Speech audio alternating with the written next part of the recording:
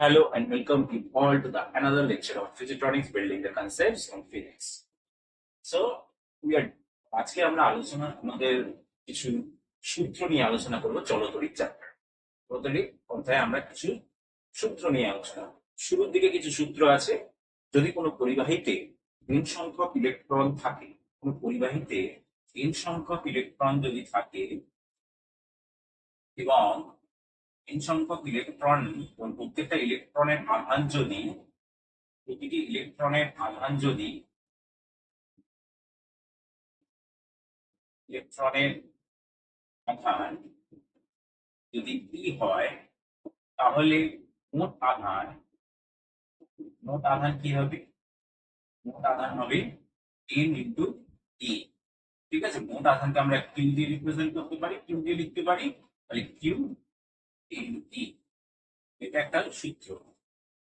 ঠিক আছে, এবার দ্বিতীয় সূত্র আমরা কুলম্বের সূত্র জানবো। কুলম্বের সূত্রে কি হয়, দুটো বিন্দু আধান থাকে এবং ধরে নিলাম আধান দুটি কি, আধান দুটি Q1 ও Q2, Q1 ও Q2, এবং তাদের মধ্যে যে বল অনুভূত হয় সেটা আকর্ষণ বল বা বিকর্ষণ বল, যে কোনো বল অনুভূত হতে পারে। যদি সমজাতীয় আধান হয় তাহলে বিকর্ষণ বল, আর যদি বিপরীত আধান হয় তাহলে আকর্ষণ বল অনুভব করবে। সেক্ষেত্রে এফ এর যে সূত্রটা ছিল, এফ প্রথমে ছিল প্রপোর্শনাল, মানে আধান দুটির গুণফলের সঙ্গে সমানুপাতিক এবং দূরত্বের বর্গের ব্যস্তানুপাতিক। তাই তো, আধান দুটো যদি রাখি Q1 আর Q2 আধানকে, তাদের মধ্যবর্তী দূরত্ব যদি আর ধরি, তাহলে আধান দুটির গুণফলের সঙ্গে সমানুপাতিক এবং দূরত্বের বর্গের ব্যস্তানুপাতিক হয়। যৌগিক ভেদের সূত্র অনুযায়ী আমরা লিখেছিলাম F proportional Q1 Q2 by R square. এখান থেকে আমরা লিখতে পারি F equal to K Q1 Q2 by R square. এবার প্রশ্ন হচ্ছে কে কি? কে হচ্ছে একটি ধ্রুবক, যেটা স্থির তড়িৎ ধ্রুবক বলে, যার মান হচ্ছে 1 কি হবে? K newton metre square by coulomb square. আচ্ছা, এটা যেহেতু এটা সিজিএস, এর ভ্যালুটা সিজিএস, 1 হচ্ছে সিজিএস ভ্যালু, তাহলে আমরা এখানে লিখতে পারি dyne centimetre square by ESU square. CGS একক হচ্ছে আধানের, সিজিএস একক হচ্ছে ইএসইউ, ইলেকট্রোস্ট্যাটিক ইউনিট।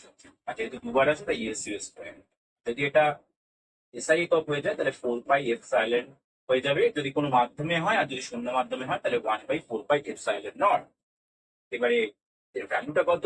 এর ভ্যালুটা হয় 9 × 10⁹ নিউটন স্কোয়ার কুলম স্কোয়ার। প্রশ্ন হচ্ছে এপসাইলন নট এর ভ্যালু কত? 8.854 × 10⁻12 10⁻12 এর উল্টো, মানে এর যা মানে একক আছে তার উল্টো হয়ে যায়, কুলম স্কোয়ার উপরে চলে যায় আর নিউটন মিটার স্কোয়ার নিচে চলে আসে। এখানে বসিয়ে দিই 1/4πε0, আর এপসাইলন নট থেকে এখানে পাঠিয়ে দিই, নিচে পাঠিয়ে দিলাম, তাহলে উপরে কে থাকবে? কুলম স্কোয়ার, নিচে কে থাকবে? Newton metre square. এটা হচ্ছে এক্সপ্রেশন, কুলম্বের সূত্র। এইবারে আমাদের যে, তাহলে আমরা এই সূত্রটা মনে রাখবো। সূত্রটা মনে রাখবো F equal to K into Q1 Q2 by R square. কে এর মান মনে রাখবো, সিজিএস এ কত হয়, সাইতে কত হয়, ঠিক আছে, এপসাইলন নট এর ভ্যালু কত হয়, এগুলো আমাদের মনে রাখতে হবে। ঠিক আছে, থার্ড যে ফর্মুলাটা আমরা পড়বো সেটা হচ্ছে বিভবের। বিভবকে আমরা তড়িৎ বিভব যেটা, সেটা আমরা এই দিয়ে লিখি, আর সেটা হচ্ছে অসীম দূরত্ব থেকে কোন একটা বিন্দু আধানকে, একক ধনাত্মক আধানকে নিয়ে আসতে যে পরিমাণ কার্য করতে হয়, একক ধনাত্মক আধানকে বেশি বাই আধান। যদি রোটেশন লিখি ডাব্লিউ কিউ, সেই জন্য আমরা বলতে পারি ডাব্লিউ, এখান থেকেই বলতে পারি ডাব্লিউ ইকুয়াল টু কিউভি। এই এক্সপ্রেশনটাও মনে রাখতে হবে। ঠিক আছে,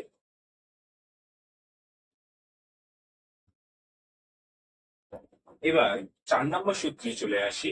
4 নম্বর সূত্র হচ্ছে আধান, এই তড়িৎ প্রবাহ মাত্রার সূত্র। সেটা আধানের সাথে কি সম্পর্ক? তড়িৎ প্রবাহ মাত্রাকে আমরা লিখতে পারি মোট তড়িৎ আধান, মোট তড়িৎ আধান